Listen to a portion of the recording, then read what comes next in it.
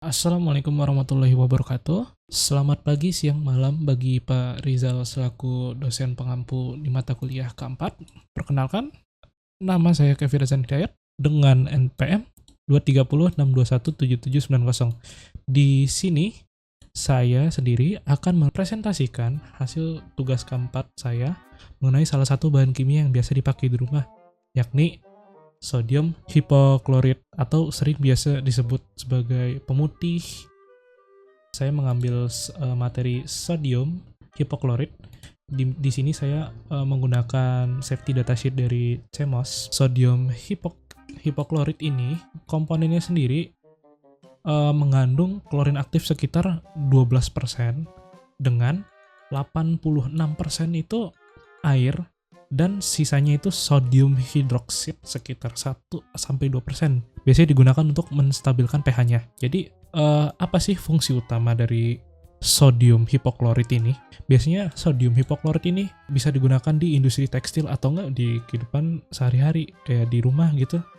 Yang pertama tuh bisa digunakan sebagai pemutih, terus digunakan sebagai disinfektan, sebagai sanitasi, atau bisa juga buat agen oksidasi. Dari bahaya dan klasifikasi menurut GHS, nah pada piktogram ini terlihat ada dua klasifikasinya yang dinyatakan sebagai bahaya. Yang pertama tuh ada yang bahan ini tuh bersifat korosif. Jadi korosif ini maksudnya bahan ini dapat menyebabkan luka bakar pada kulit dan kerusakan serius jika terkena pada mata, dan bahan ini juga dapat merusak zat logam. Terus yang kedua pada piktogram ada yang environment. Jadi bahan ini juga berbahaya bagi lingkungan. Nah, untuk tindakan pertolongan pertama kalau semisal sudah terkena bahan gas beracun tadi. Oke, yang pertama untuk inhalasinya. Jadi kalau misalnya kalian terkena dari udara, kita menghirup gasnya. Yang pertama, kita harus evakuasinya segera. Kita harus telepon ambulan. Kita harus benar-benar kita evakuasi korban itu. Terus yang kedua, kita bawa alat pernafasan darurat yang biasanya mungkin ada di ambulans. Terus kita konsultasi ke bidang medis. Jadi kalau misalnya ada iritasi pada saluran pernafasan akibat gas tadi, kita bisa konsultasi dengan dokter, dan sebisa mungkin jangan tinggalkan korban sendiri. Terus kalau misalnya bahan tadi terkena dengan kontak kulit atau misalnya terkena cairannya, jadi yang pertama tuh korban harus melepaskan semua pakaian yang terkena atau terkontaminasi dengan zat tersebut. Yang kedua itu cuci tangan dengan sabun untuk menghilangkan zatnya. Yang ketiga ada lanjutkan pencucian, dan yang keempat itu korban harus mencari bantuan medis untuk penanganan dan penyimpanan yang aman untuk bahan kimia ini. Jadi untuk penanganannya gunakan ventilasi lokal dan umum. Terus saya diingatkan sekali lagi, jangan pernah mencampurkan zat ini dengan cairan asam.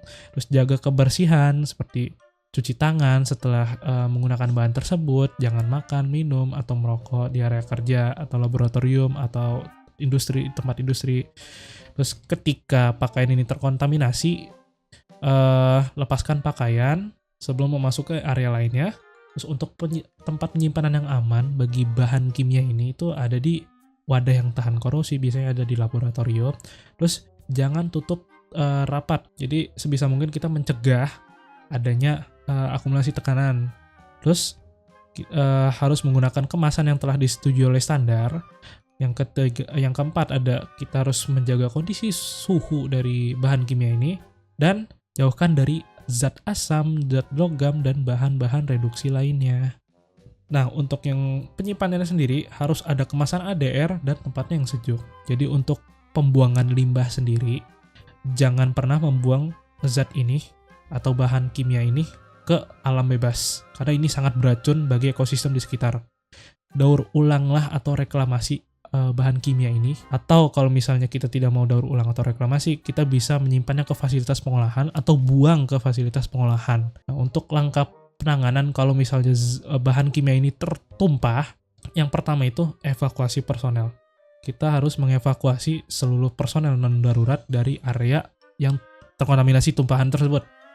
Yang kedua ada gunakan PPE. Jadi PPE tadi tuh yang kayak alat APD, pokoknya wear pack, kita harus menggunakan wear pack darurat. Terus yang ketiga, lindungi lingkungan yang belum terkontaminasi sebisa mungkin. Kalau misalnya ini tuh tumpah, kita bisa ngelap dengan material penyerap kayak misalnya kain. Yang kelima adalah ventilasi buangan. Jadi ventilasi area yang terkena, masukkan ke wadah yang sesuai untuk pembuangan sesuai regulasi yang ada. Kurang lebihnya, keselamatan adalah prioritas utama. Oke, kurang lebihnya mohon maaf. Wassalamualaikum warahmatullahi wabarakatuh.